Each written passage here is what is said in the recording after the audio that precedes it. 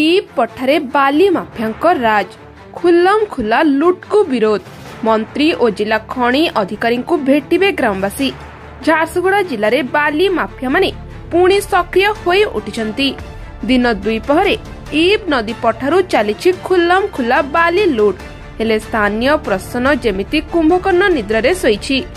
गंडघोरा ग्राम निकट ईब नदी पठारु बड़ बड़ गाड़ी लगाई माफिया माने दैनिक टन टन बाली उठाउथिले मध्य एहाकु रोकिया पई काहारी निघा नहीं।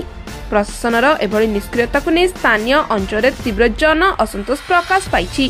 गंडघोरा ग्राम निकटस्थ ईब नदी पठारे बाली माफिया माने संपूर्ण बेआईन भावे निजर आधिपत्य विस्तार करछंती। प्रतिदिन शह शह ट्रिप बाली एठारु चालान करा जाउछि। एही बेआईन कार्य को विरोध करी गंडघोरा ग्रामवासी पूर्वर स्थानीय प्रशासन निकट में बारंबार अभियोग करथिले मध्य कोनोसी सुफल मिले नाही। प्रशासनर एभली उदासीनता जोगु माफियांको मनोबल बढ़िबारे लागिछि बोली ग्रामवासी माने कहिसंती। एही बेआईन बाली उत्तोलन को तुरंत बंद करिया पई गंडघोरावासी दृढ़ दाबी करिसंती। प्रशासन न शुणिबारु एबे सेमाने सीधासळख जिला खणी अधिकारी एवं विभागीय मंत्री को भेटी ए संपर्क में अभियोग करने को निष्पत्ति नेइछंती। जदि एहा परे मध्य कोनोसी पदक्षेप ग्रहण करा न जाए तेबे आगामी दिन में आंदोलन को आहुरी जोरदार कराजियो बोली सेमाने चेतावनी दैछंती। एही प्रसंग को नहीं गंडघोराठारे ललित मोहन भोई गणमाध्यम आगरे निज प्रतिक्रिया रखी प्रशासनर कार्य दक्षता उपरे प्रश्न उठाइछंती। ब्यूरो रिपोर्ट झारसुगुड़ा हलचल। मोर परिचय होते ललित मोहन भोई। मोर घर होचे गणघोरा। मोर बापा ना हृदयानंद भोई।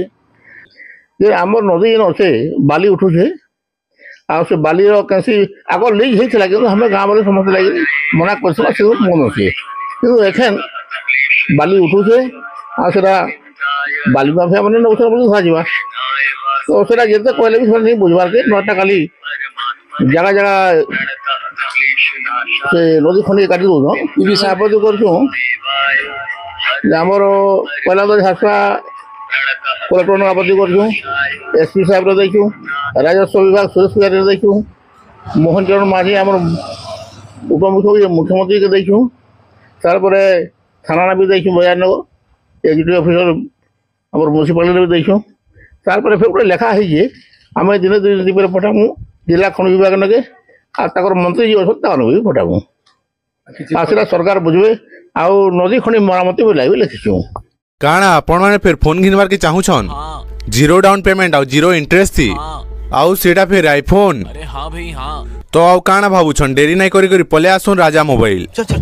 आउ भाई बहन माने मोबाइल कंपनी विषय रे कहले ओप्पो रो विवो रो रेडमी रो रियलमी रो सैमसंग रो आईफोन रो सब कंपनी रे अवेलेबल अच्छे। आउ जदी आपण माने ईएमआई थिने बार के चाहूछन आईफोन या किछि भी अलग मोबाइल तो जीरो डाउन पेमेंट आ जीरो इंटरेस्ट थी मिली जाउछे। आउ जदी इन फाइनेंस विषय दी कहले Bajaj finance HDFC finance TVS credit Samsung finance IDFC finance आउ लास्ट थी एचडीबी फाइनेंस इन आपण के एतकीटा अवेलेबल रहउछे। लोकेशन डा होचे पीडब्ल्यू ऑफिस सामना और कांटेक्ट ऊपर तांकर मोबाइल नंबर दे दैछे। तो आ काना भाबले भाई माने डेनी करी पले आसुन राजा मोबाइल।